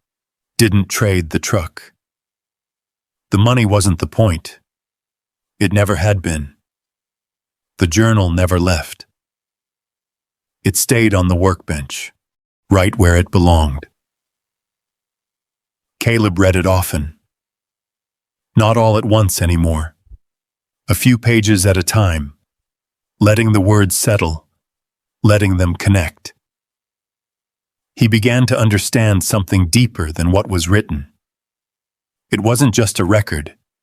It was a pattern, a method, a way forward. And it didn't end with Elias Boone or Marcus Hale. It didn't end at all. The first person came in early May. A young man. Late 20s maybe. Thin, tired. The kind of tired that didn't come from a long day. Came from a long time. He stood at the end of the road for a while before approaching. Caleb saw him from the doorway. Didn't call out. Didn't wave him in. Just watched. The same way Titan did. The man finally stepped closer, boots sinking slightly into the soft ground. He stopped a few feet away. Didn't look Caleb directly in the eye. "Is this the place?" he asked. Caleb leaned against the doorframe. "What place?" he replied. The man hesitated, then said it quietly. "The one where you can start over." Caleb didn't answer right away. He studied him. The posture, the tension, the way his hands moved slightly when he thought Caleb wasn't looking. Then he glanced down at Titan. The dog stood slowly, walking forward just enough to close the distance. Calm, unthreatening, present. The man stiffened at first, then relaxed. Just a little. Caleb nodded once. "Yeah," he said. "This is it." The man let out a breath he'd probably been holding for a long time. More came after that. Not in waves, not all at once, well. One, then another. Word didn't spread loud. It never did. But it moved. Quietly. The way it always had. Some stayed a few days. Some stayed longer. Caleb didn't ask many questions. Didn't need to. He saw enough. The way they moved. The way they avoided certain corners. The way they slept or didn't. The signs were familiar. Too familiar. The workbench filled again. Not with finished pieces, with hands learning. Rough at first. Unsteady. Too tight on the tools. Caleb showed them what he knew. What he'd learned. Not as a teacher. Just passing it forward. "Don't force it," he said once, guiding a young man's grip on a carving knife. "Let the grain tell you where it wants to go." The man nodded, trying again. Better this time, slower. Titan moved between them, occasionally resting his head against someone's leg, grounding them without them even realizing it. Sometimes that was all it took. One afternoon, a girl arrived on a bicycle, too small for the road she'd taken, too determined to turn back. She stopped at the edge of the property, watching, not speaking. Caleb noticed her, but didn't approach. He'd learned that part from the journal. Let them come in their own time. She stayed there for nearly 10 minutes, then stepped off the bike, walked forward. Titan met her halfway. Not fast, not slow, just steady. She froze for a second, then reached out, hesitant. Her hand rested on his head. Titan didn't move, didn't react, just stayed. Caleb watched from the doorway. Something in the moment felt familiar, like a pattern repeating itself, like something continuing exactly the way it was meant to. That night, Caleb sat on the edge of the dock he'd rebuilt down the slope from the shack. The water below was calm, reflecting the last light of the day. Titan lay beside him, head resting on his paws. For a long time, neither of them moved. The mountains stretched out around them, quiet and unchanged. Caleb looked out across the water, then down at his hands. Rough now, worn, different. Not from what they'd been, but not lost either. He thought about the mission. What it used to mean. What he'd believed it ended with. Then he thought about the journal. The line written over and over again. The mission never ends. We bring our people home. Caleb exhaled slowly. Guess you were right, he said quietly. Not to Titan. Not exactly. But the dog lifted his head anyway. Met his gaze. Steady. Calm. Unshaken. Caleb nodded once, then looked back out at the water. Somewhere in the distance, a bird moved across the surface, smooth, balanced, riding the current without effort. Calm. Unafraid. Exactly as it was meant to be. Caleb watched it for a long time, then finally stood. Titan rose with him. They turned back toward the shack, toward the light glowing softly through its windows, toward the voices inside, low, steady, alive. Caleb paused at the doorway, looked in, then stepped forward. Because this was the mission now.